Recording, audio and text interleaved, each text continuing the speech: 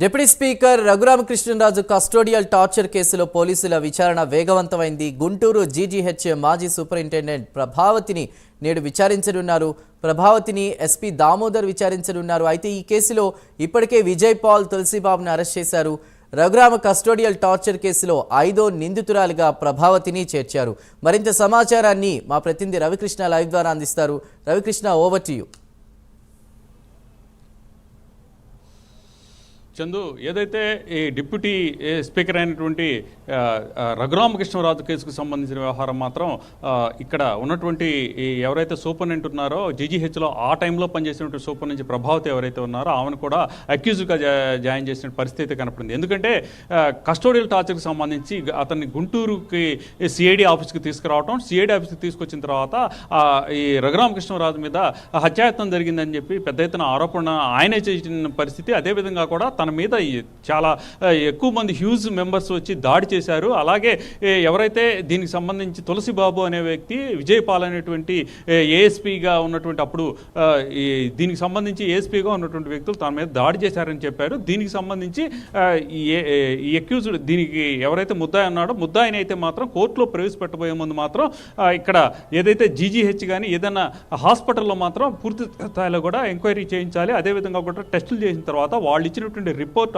ఆధారంగానే అక్కడ ముద్దాయి మీద దాడి జరిగిందా లేదా అనేది దీనికి సంబంధించి ఏదైతే కోర్టు ఉందో కోర్టుకి తెలియజేయడం అనేది జరుగుతుంది. కానీ ఈ తన మీద దాడి జరిగి దారుణంగా కూడా తన కాలుకు సంబంధించి కాలు ఫ్రాక్చర్ అయిందని తెలిసినప్పటికీ కూడా కావాలని ఈ ప్రభావతి ఎవరైతే అప్పుడు జీజీహెచ్కి సంబంధించి సూపరింటెండెంట్గా ఉన్న ప్రభావతి మాత్రం దానికి సంబంధించిన రిపోర్ట్ను తారుమారు చేశారు. తన మీద ఎటువంటి దాడి జరగలేదని తప్పుడు రిపోర్ట్ ఇవ్వడం జరిగింది అని రఘురామకృష్ణరాజు అయితే ఆరోపణ చేసినటువంటి నేపథ్యం. దీనికి సంబంధించే ఈ కస్టోడియల్ టార్చర్కి సంబంధించి 5వ ముద్దాయిగా కూడా ఈ ఎవరైతే దీనికి సంబంధించి ఆమెనైతే మాత్రం జాయిన్ చేసిన పరిస్థితి అయితే కనపడింది. దీనికి సంబంధించి ఆమె అయితే మాత్రం అరెస్ట్ చేస్తారనే ఉద్దేశంతోనే ముందస్తుగా కూడా హైకోర్టును ఆశ్రయించడం జరిగింది డాక్టర్ ప్రభావతి. అదేవిధంగా కూడా తర్వాత హైకోర్టులో కూడా చుక్కెదురు కావడం, సుప్రీంకోర్టుకు కూడా వెళ్ళినటువంటి నేపథ్యం.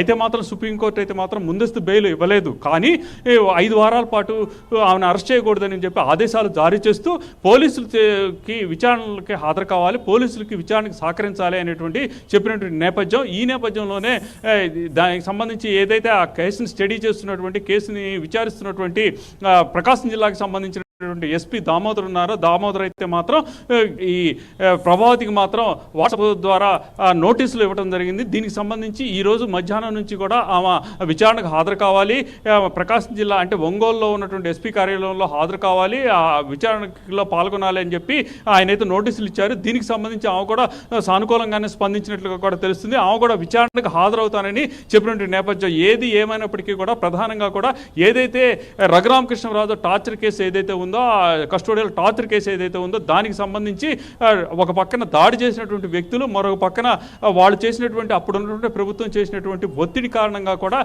రిపోర్ట్ను తారుమారు చేసినటువంటి ఈ అప్పుడు సూపరింటెండెంట్గా ఉన్నటువంటి ప్రభావతి మాత్రం ఇప్పుడు ప్రజెంట్ అయితే 5వ నిందితురాలుగా ఉన్నటువంటి పరిస్థితి అయితే కనపడింది. ఏది ఏమైనప్పటికీ కూడా ఈరోజు మధ్యాహ్నం మాత్రం ప్రభావతి అక్కడికి హాజరయ్యి ఎస్పీ ముందు హాజరవడం కాకుండా ఆయన అడిగేటువంటి విచారణలో పాల్గొనడం జరుగుతుంది. ఆయన అడిగేటువంటి ఈ క్వశ్చన్స్కి ఏ విధమైనటువంటి ఆన్సర్స్ ఇస్తుందో చూడాల్సిన పరిస్థితి అయితే కనపడుతుంది. Right Ravikrishna, thank you.